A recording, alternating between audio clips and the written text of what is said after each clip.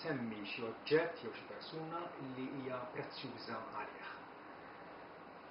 L-Apostlu Pietru illi fil-żożija tiegħu kien sajjied regolari, raġel ta' familja, finalment għaraf illi Ġesu ta' Nazaret sab il-feddej illi jgħod għalih u aktar tard meta kiteb ittra jgħid li aħna konna mifdijin mill-ħajja firħa tagħna, mit-tradizzjonijiet firħa ta' missirijietna, mhux bil-ħwejġ li jitħassru bħalhuma l-fidda u d-dem, imma bid-dem prezzjuż ta' Kristu.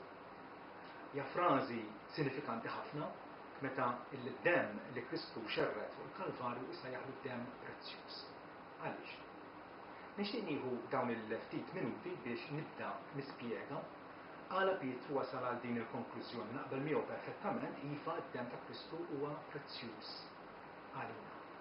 L-ewwel ħaġa il-Bibja turina illi bil-sakrifiċċju tiegħu fuq is-salib meta Kristu xerret demmu bħala sakrifiċċju, issa dawk illi jemmnu fih jista' ikollhom kuxjenza tajba quddiem Alla.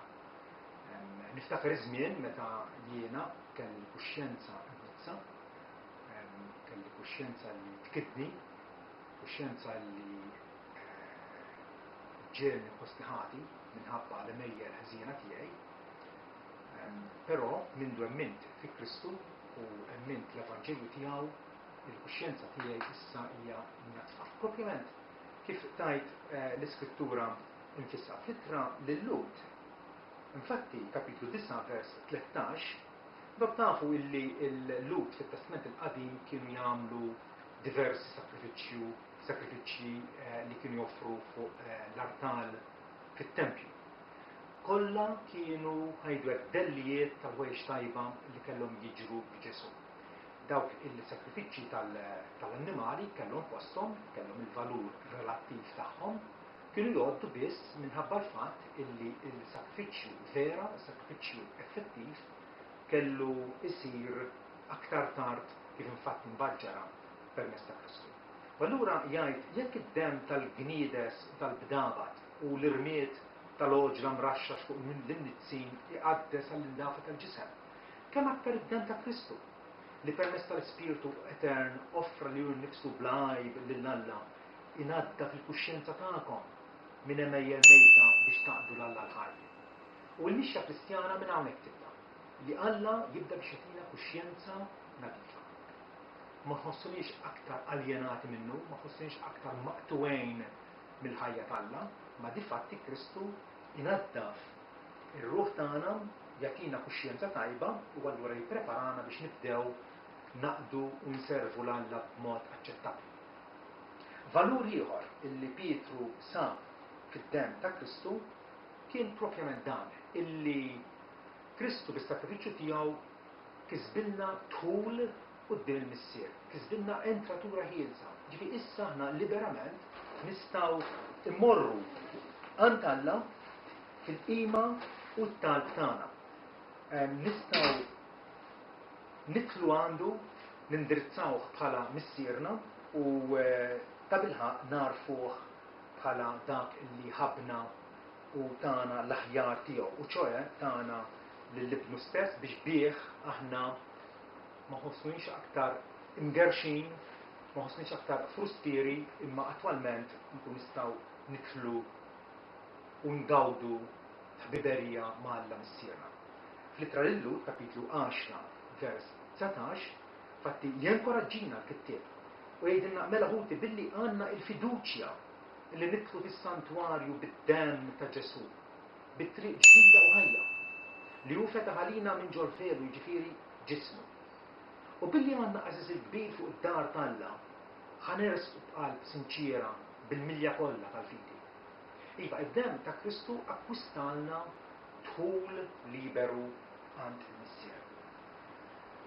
Valur ieħor illi l-Bibja taraf fid-dem ta' Kristu huwa propjament illi id-dem ta' Kristu inadda fir-ruħ tagħna. Iżajja kien tkellem dwar dan minn qabel meta qal li għalkemm dnubietkom huma ħomor daqs il-kanżi bħas-suf fil-bjar. Għalkemm dnubietkom huma ħomor nar Alla kapaċi iġibhom bojor ħassiġ. Dana wetqu bil-sakrifiċċju bil-tixrid tad-demm ta' Kristu. Tantu hekk li Ġwanni fil-Apokalissi fil-introduzzjoni tiegħu ifaħħar lil Ġesu Kristu u jgħid lilu laħabna u ħasilna minn dubietna f'demmu stess u għamilna saltna u qassisin għal Alla u missiru lilu tingħata l-glorja għal dejjem ta' dejjem. Iva, il-fidil, il-Kristjan jaraf u jirrispondi b'tifħir, b'ringrazzjament. Ima li Ġesu Kristu illi issa għalalna il-mafra sħiħa ta' d-dubiet. Aktar minn hekk, Ġwanni fil-epistola tiegħu jgħid illi id-dem ta' Kristu kontinwament naddafna bid-dub. Aħna nafu u nammettu liberament illi nonqsu u nibqgħu nonqsu, nippruvaw noġbu lil Alla imma dejjem hemm dawk il-fallimenti tagħna. Allura Ġwanni jgħid illi jekk aħna nimxu fid-dawl bħalma hu fid-dawl, il-dem ta' Ġesu Kristu inaddafna minn kull dnub. L-ewwel Ġwanni kapitlu 1 vers 7. Hekk kif aħna nixxierku Alla u nimxu miegħu minn ġurnata għall-oħra għandna din l-assigurazzjoni ħelwa. Il-dem ta' Ġesu Kristu jkompli naddafna minn kull dnub biex hekk ikollna din iċ-ċertezza illi bħalma Alla laqana fil-bidu hekk ikompli jagħtina merħba minħabba il-valur tad-dem ta' Kristu. L-aħħar punt illi nixtieq insemmi x'inkiseb bid-dem ta' Kristu. Meta Kristu miet fuq is-salib x'ġara?